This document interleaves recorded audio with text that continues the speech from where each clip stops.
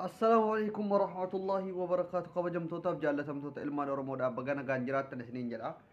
Waa tokko asirratti dubbachuun barbaada otuu karaa mata duree oduu keenyaatti hin darbin jechuudha. Mata dureen oduu keenya har'aa hiriira Minisootaatti gaggeeffamaa jiru biyya adda addaattii fi ijoollee biyya keessatti adamsamaa jiranu kan akka Obsaa Abdiisaatii fi Yusudaaf Tasfayeedha jechuudha. Maqaan gurbaa kanaa baay'ee natti ulfaata. Yusudaaf Tasfayeetti hin darbin.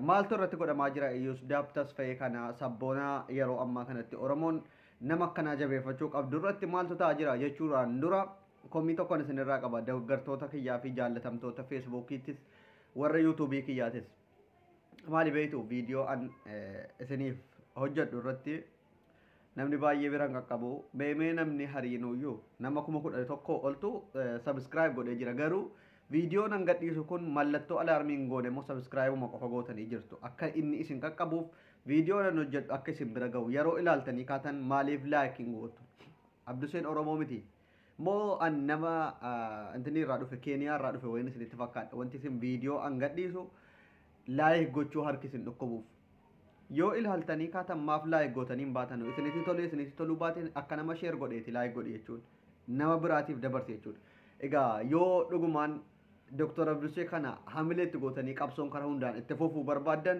YouTube kana irrattis laayik godha. Maaliif mallaqa keessan irraa oduu hin taane yoo nuu kaffalellee isa siichi nuu kaffaluumi yoo nuu kaffalellee kaampaaniitu nuu kaffala malee mallaqa silkii keessan irraa fudhatu laayikii gootaniidha.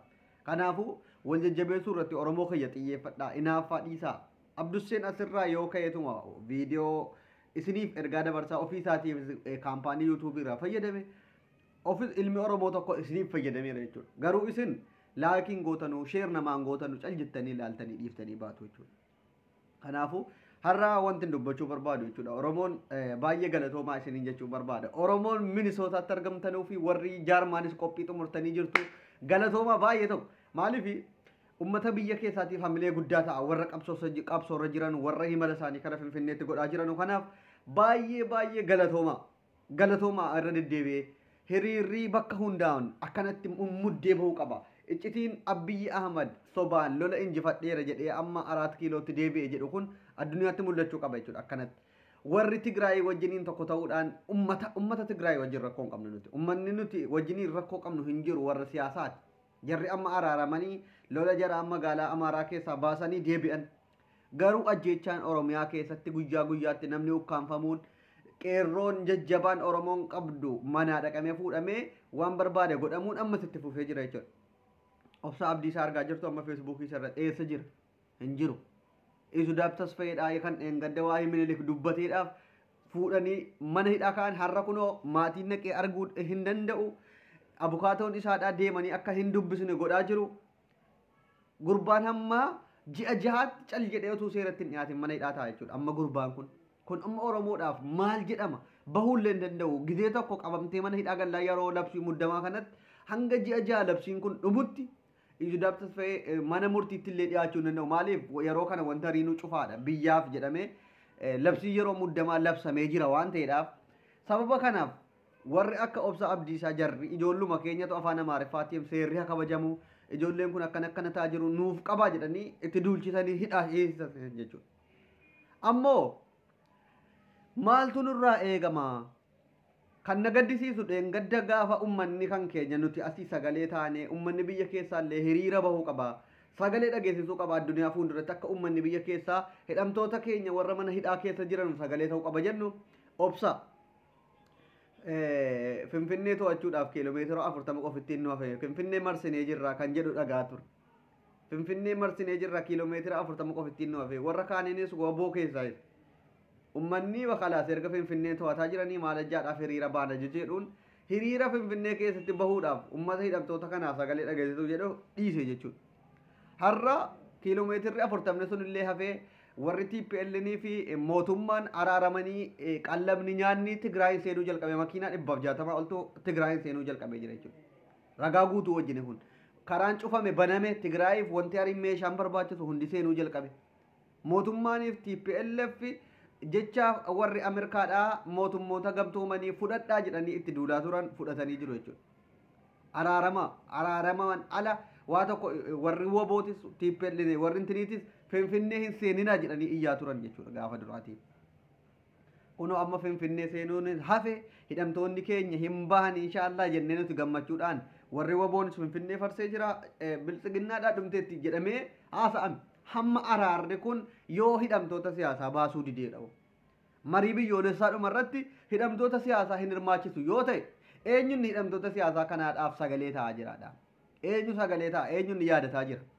Mee Oromoo kiyya hidhamtoota siyaasaa kana waggaa lamaaf manidhaa keessa ragaa tokko malee murtii tokko malee turaaran kanaaf ammas yoo marii biyyaalessaatti PLFnii fi warri mootummaa kun wajjin ta'aa jiraatan ammas achuma turu.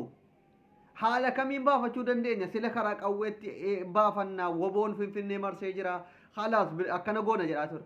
Hafe sun illee dhugaan jirtu kan dheengadda finfinnee marsinee jirra yeroo dhiyootti finfinnee intuu anna kan jedhu odeeffannoo jajjabaabaa ture amma waa tokko nip jedhee jira. Waan nip jedheefis wallaallee callise. Hin injifanne jedhanii warri biltsiginnaa dhiichisaa jiru.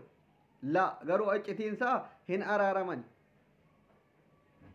Hin araarama bu'e. Otuu araaraman karaan meeshaa Tigraayitti geessisu makiinaa 160 olii hedduu kana Tigraayitti deebi'ee ummataaf nyaata uffata geessuu wanta riin banamee hojiitti seenu ture. Waraanni TPLFs naannoo Amaaraa guutuu fi Affaariin keessaa gadhiisaa bahaa wanti isin barbaaddan hariin isiniif guutama erga jedhameeni gadhiisanii ba'anii jiru. Waboonoo maali murteensaa maaliif gabbeenuun beeksisu yeroo kanatti.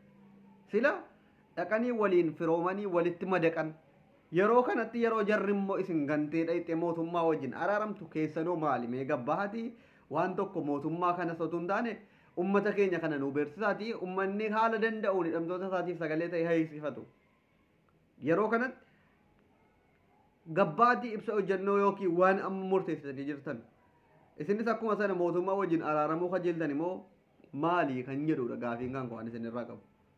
Gaafiin ani isinirraa qabu maali mootummaa wajjin araaramtanii jirtu yoo araaramtaniitu ta'e araaramnee jirra marii biyyoolessaa kanaaf hoo hidhamtoonni siyaasaa hin hirmaatu muu mana hidhaa keessa turu akkuma ugguramanitti Abiyyi Ahmedoo aangoorsaa akkuma itti fufetti itti fufa gaafiidha kun gaafii gaafatamuu qabudha yoo Abiyyi Ahmed ammas aangoorratti itti fufate maali jijjiirraan haddii kana lubbuun namaa badeefre wanti kun hariin ta'eef sababa maaliitiif kan jedhudha gaafiin gaafatamuu qabu. Gaafiin gaafatamuu qabu kana.